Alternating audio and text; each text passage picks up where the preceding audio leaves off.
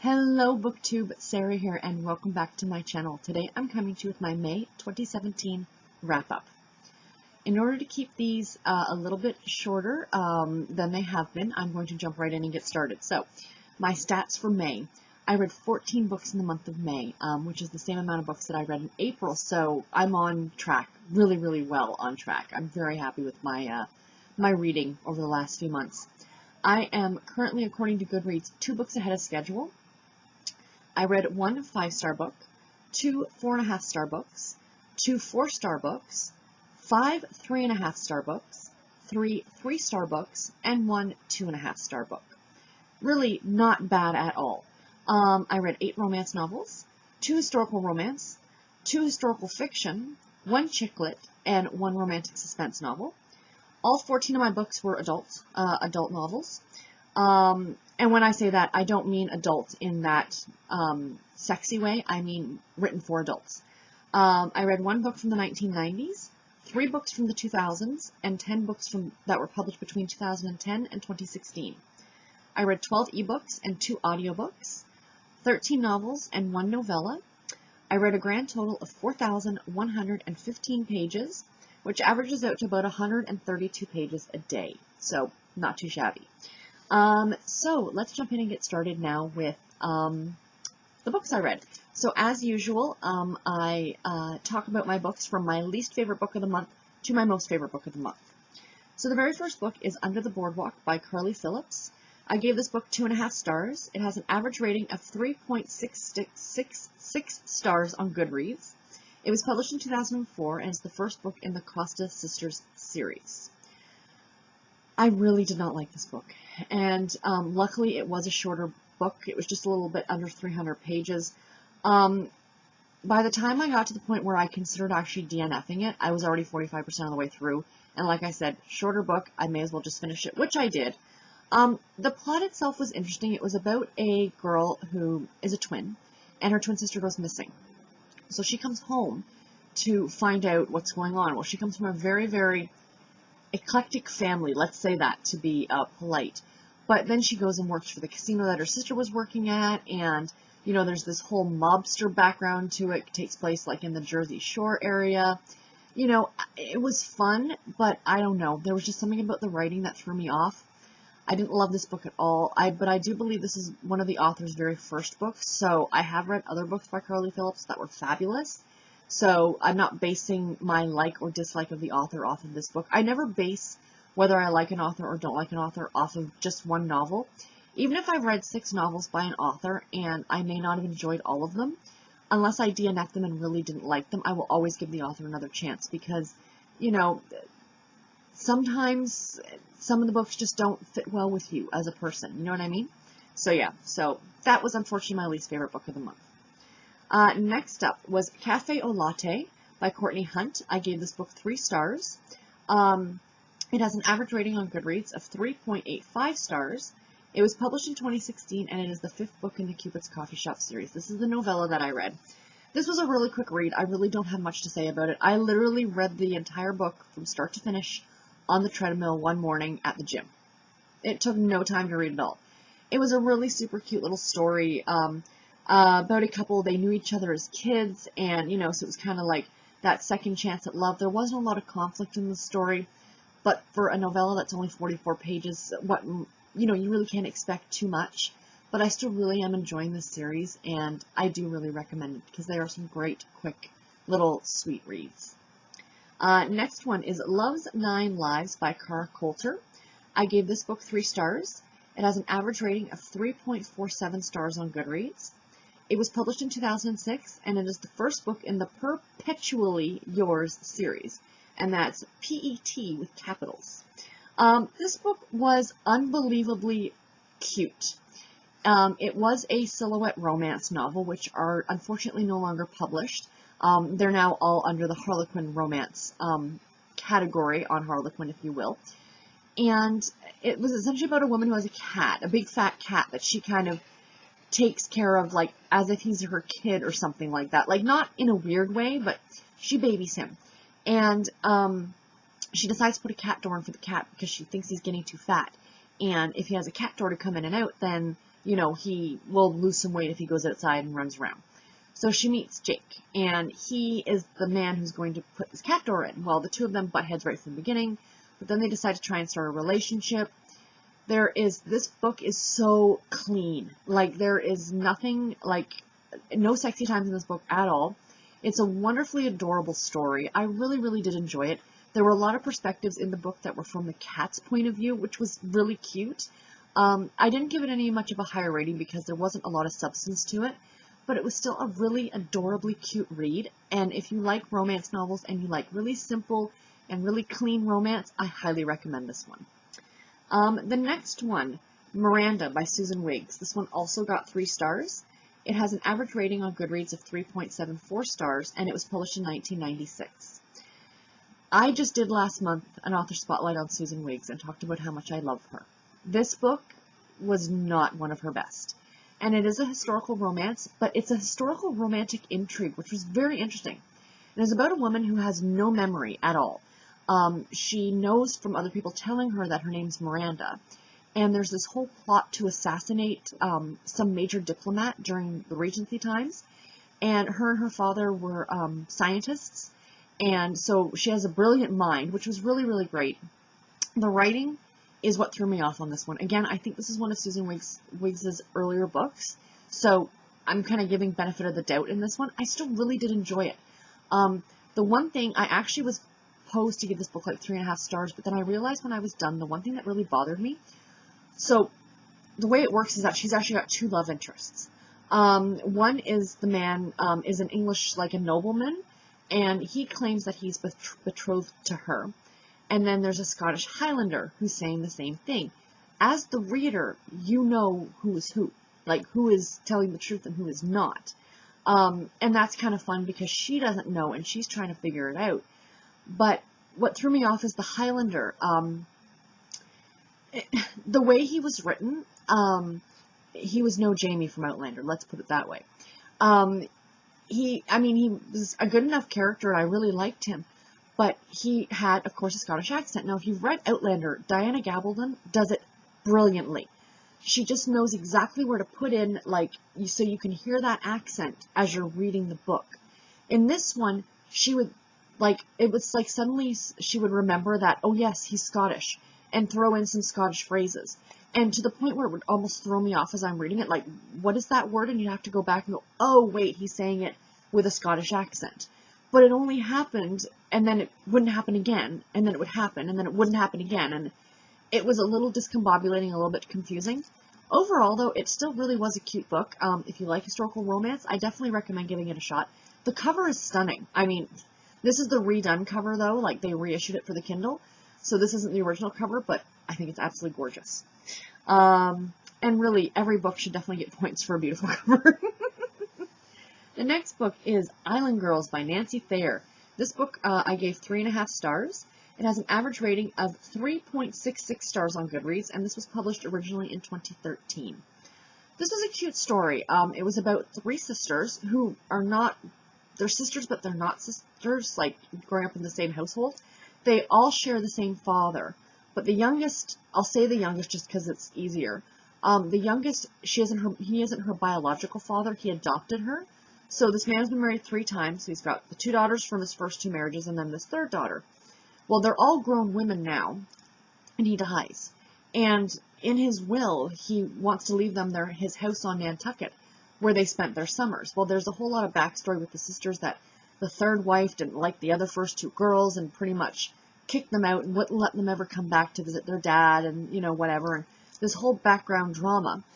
But, so they all had to stay in this house together for the whole summer, and then they would inherit the house and would be able to sell it and split the proceeds 3 ways. So, it was a really, really good story. I mean, 3.5 stars is not a bad rating from me. It's a perfectly acceptable, really fun book. It's nothing that blew me away. I think that this book would be absolutely perfect because of the location, taking place in Nantucket in the summertime. This is a beach read. You cannot get any more of a beach read than this book. It's about family, there is some romance in there, but it's mostly about the girls and the girls getting along and the girls spending their summer learning and growing. And I say girls, but they're grown women, but you know what I mean. Absolutely great book. I really do recommend it. I have read Nancy Thayer before, and I didn't really care for it, but this one I really did enjoy a lot more. So again, recommend. The next book is Reuniting with the Cowboy by Shannon Taylor Vannatter. I gave this book 3.5 stars.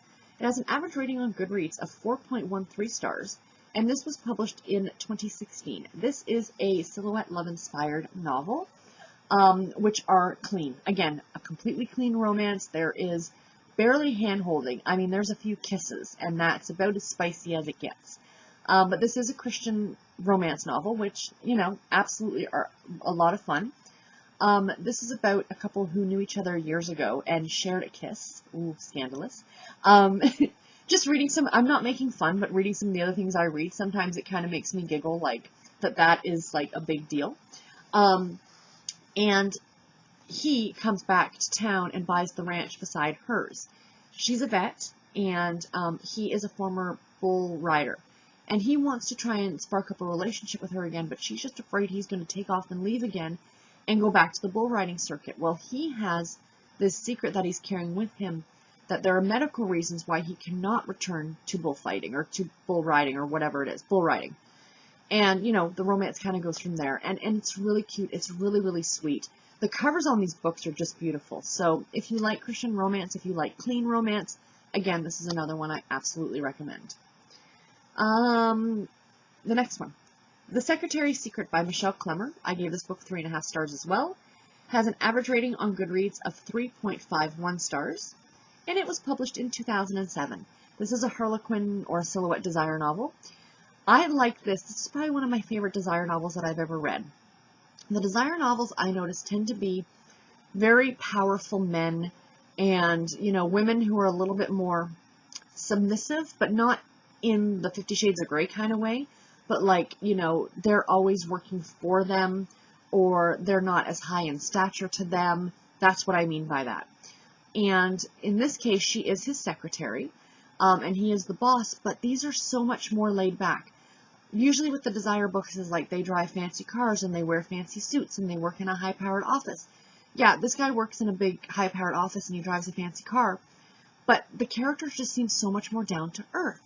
So the whole plot line, of course, is that the two of them spend a night together and she ends up pregnant. And, you know, the relationship kind of goes from there. They've known each other for years. And, you know, it's a really, really sweet story. I was completely posed to give this book 4 stars.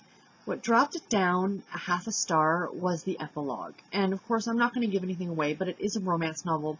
There is a happily ever after. The epilogue was so sugarly sweet, it had me rolling my eyes. It was a little over the top, and I don't think it was really needed, but it was cute, but I still had to drop it a star because if she just ended the book where she'd ended it, it would have been great, but throwing in the epilogue was just a little too over the top for me.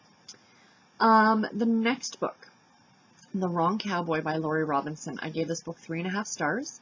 It has an average rating of 4.01 stars on Goodreads, and it was published in 2014. This is a Harlequin historical novel. It is a Western, so it takes place in, I think, the Arizona territory in, like, the 1814s or something like that. Not the 1814s, like 1814. And it's about a woman who is a nurse, a wet nurse, or a governess. It must be, no, governess is Regency. She must be a wet nurse. So, you know, like, essentially taking care of the family's children. She's a nanny, for lack of a better term. And the parents of these 6 children died.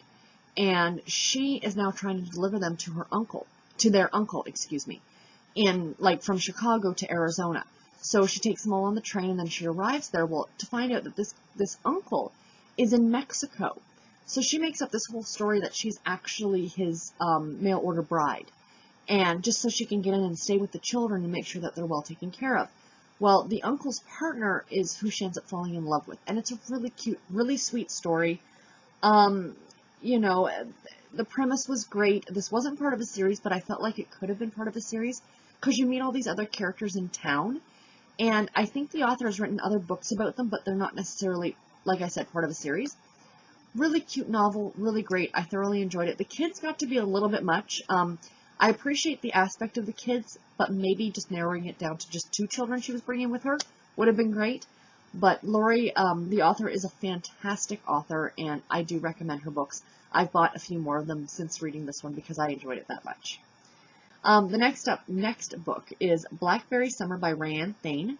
This one also got 3.5 stars. It has an average rating of 3.93 stars on Goodreads. It was published in 2011, and it's the first book in the Hopes Crossing series. This was a really, really fun series, story, excuse me.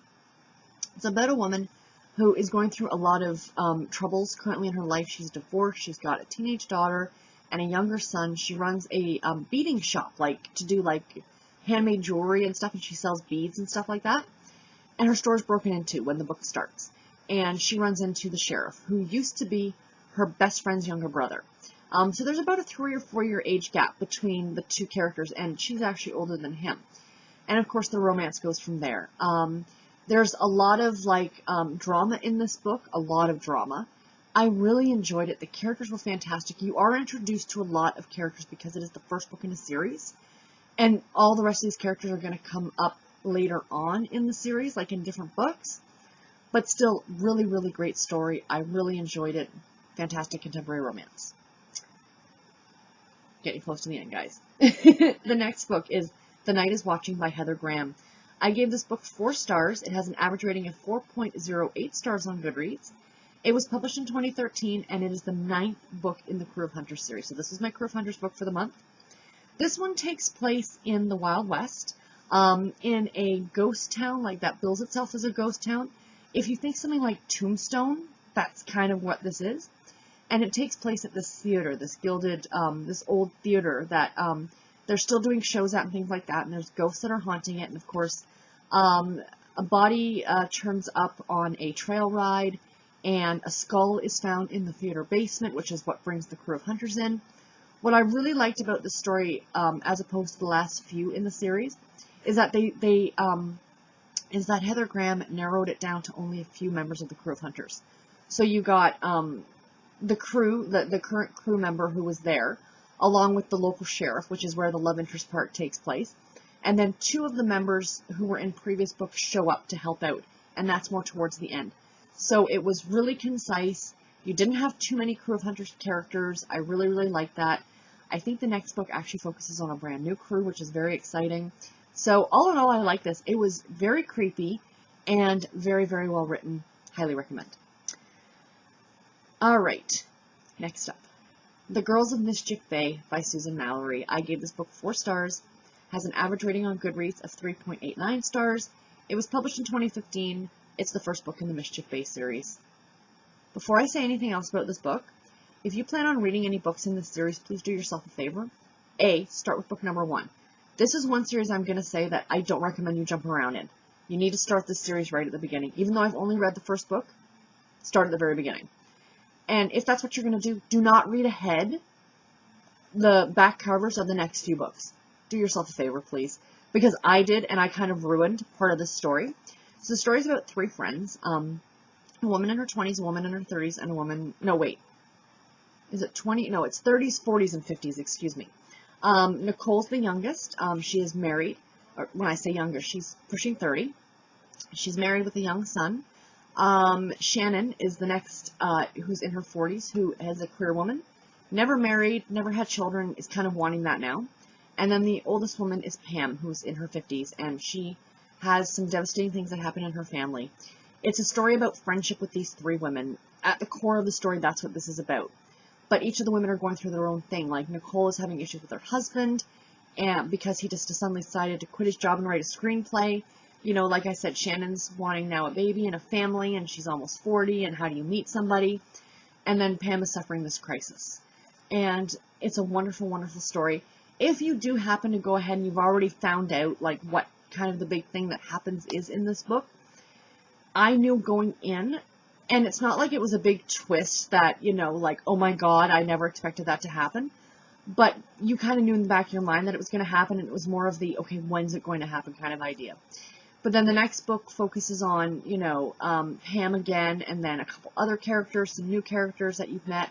It's a really, really great series. It takes place in a town called Mischief Bay, which is just outside Los Angeles, so it's Southern California. Great, great summer beach read. Very, very much recommend this book. I really, really loved it. Next up is The Songbird's Call by Rachael Herron. I gave this book 4.5 stars.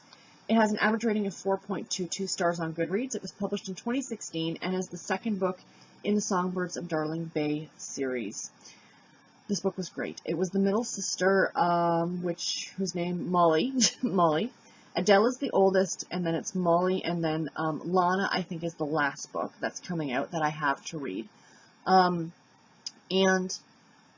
Essentially, these sisters were a country music singing group when they were kids, and then a big family issue happened, and they all went their separate ways. Now, Molly had been on a cruise ship, and she'd been working actually as a dietitian or nutritionist, and she was always listed as the overweight sister. And, you know, growing up, she had a lot of this stuff in the tabloids about, you know, how she was fat, or how she lost weight, or how she gained weight. So she has this whole mental background issue with, you know, being told this growing up. There's a lot of heavy issues in this book. That is just one of them, like her self-esteem, her self-confidence, all those things.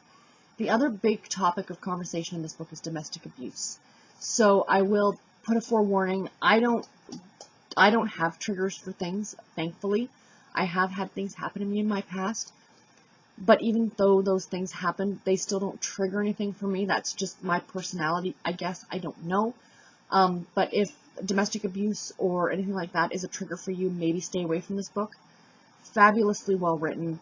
The characters are amazing. I absolutely loved this story. And if you can get past, or that's not something that you would struggle with reading, I absolutely recommend this book. Or go back and start with book number 1 if you haven't read it yet, because this is just an absolutely fabulous series. All right, next up, second last.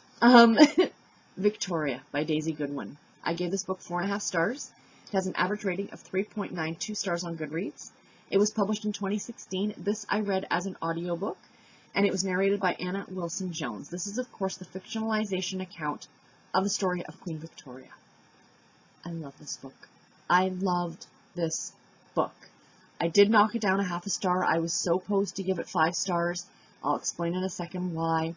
So essentially, if you don't know the monarchy now, living in Canada my whole life, we've had the Queen. She's more of a figurehead than anything else. She holds no power here. We're part of the Commonwealth. But she's on our money. And but when I say Queen, I'm talking Queen Elizabeth. So the monarchy is something that I kind of knew about growing up. My mother is a big royal watcher. You know, she got up early to watch the wedding between Princess Diana and Charles, and again got up early again, and so did I actually, to watch the wedding of Kate and William. So it's, you know, it's kind of interesting. But Victoria came to power in the 1800s, and essentially a lot of factors had to come into place for her to become queen, and she was only 18 years old.